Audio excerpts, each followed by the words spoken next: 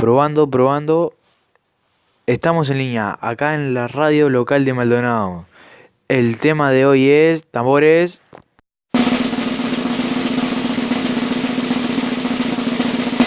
Nelson Mandela. Nelson Mandela nació en Transkei en 1918 y falleció en Johannesburgo el 2013. El activista y político sudafricano que lideró los movimientos contra el apartheid y que tras una larga lucha y 27 años de cárcel presidió en 1904 el primer gobierno que ponía fin al régimen racista. El siglo XX dejó dos guerras mundiales, los campos de exterminio y el terror atómico, pero también grandes campeones de la lucha contra la injusticia, como Mahatma Gandhi o Martin Luther King. El último y más carismático de ellos fue Nelson Mandela. Hijo del jefe de una tribu, se le puso de nombre Rolilala, que significa revoltoso.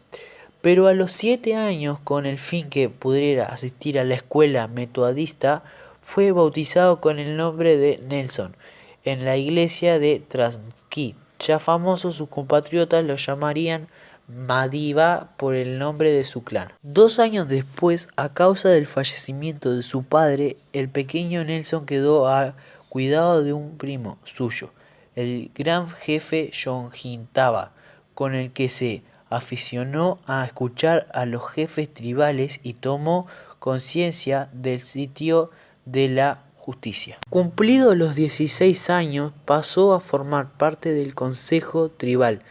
3 años después, en 1937, ingresó en el internado para negros de Fort Hare para cursar estudios superiores. Pero cuando en 1941 supo que el jefe Yongintaba había concertado para él un matrimonio, Mandela resolvió abandonar su aldea y partir a Johannesburgo. Pobremente establecido en el superpoblado suburbio de Alexandra, al poco de llegar conoció a Walter Sisulu, con el quien trabó una amistad que sería determinante en todos los ámbitos.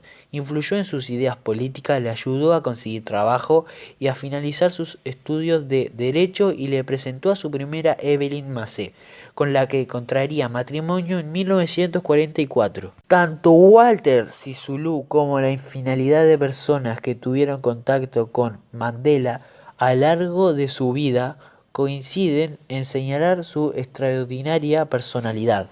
El poder de seducir, la confianza en sí mismo, la capacidad de trabajo, la valentía y la integridad figuran entre las virtudes por lo que brillaba allá donde fuese. Sisulu captó de inmediato sus innatos datos de líder y lo introdujo en el Consejo Nacional Africano, un movimiento de lucha contra la opresión que desde hace décadas venía padeciendo los negros sudafricanos. Pronto sus cualidades lo situarían en puestos prominentes de la organización. En 1944, Mandela fue uno de los líderes fundadores de la Liga de la Juventud del Congreso, que llegaría a constituir el grupo dominante del Congreso Nacional Africano. Sus ideologías eran socialismo africano, nacionalista, antirracista y antiimperialista. Bueno, ahora vamos a comerciales. Ya volvemos, quédense. ¿Cómo refrescar una tanda de comerciales en 5 segundos?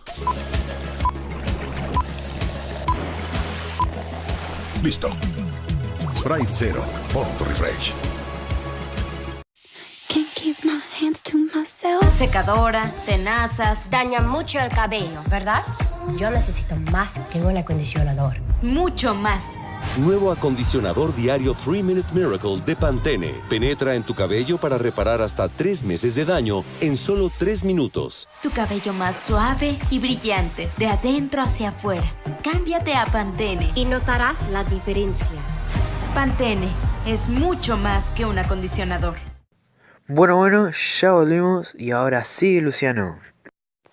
En 1962 viajó por diversos países africanos recaudando fondos, recibiendo instrucción militar y haciendo propaganda de la causa sudafricana. A su regreso, Mandela fue detenido y condenado a 5 años de cárcel mientras aún estaba en prisión. Fue uno de los 8 dirigentes de la Lanza de la Nación declarados culpables de sabotaje, traición y conspiración violenta para derrocar al gobierno en el juicio Riobani 1963 a 1964, a cuyo término dirigió a los jueces un célebre alegato final lleno de firmeza y dramatismo que no impidió que fuese condenado a cadena perpetua.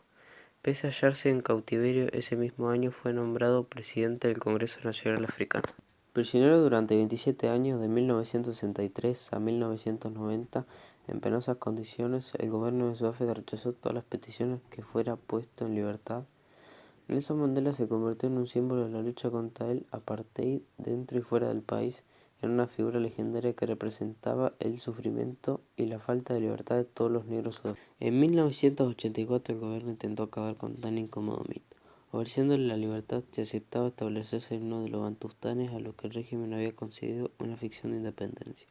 Mandela rechazó el ofrecimiento. Durante aquellos años, su esposa Winnie simbolizó la continuidad de la lucha, alcanzando importantes posiciones en el Congreso Nacional Africano. El ferviente activismo de Winnie no estuvo exento de escándalos. Años después, ya en los 90, se vería envuelta en polémico juicio en el que fue acusada de asesinato, si bien salió absuelta. Finalmente, Frederick de Klerk, presidente de la República por el Partido Nacional, hubo de ceder ante la evidencia y abrir el camino para desmontar la segregación racial. En febrero de 1990 legalizó el Congreso Nacional Africano y liberó a Mandela, que se convirtió en su principal interlocutor para negociar el desmantelamiento del apartheid y la transición a una democracia multirracial. Pese a la complejidad del proceso, ambos supieron culminar exitosamente las negociaciones. Mandela y de Klerk compartieron el Premio Nobel de la Paz en 1993. Las elecciones de 1994 convirtieron a Mandela en el primer presidente negro de Sudáfrica, 1994 a 1999. Desde ese cargo puso en marcha una política de reconciliación nacional, manteniendo a de Klerk como vicepresidente y tratando de traer hacia la participación democrática al díscolo partido Inkatha de mayoría azul.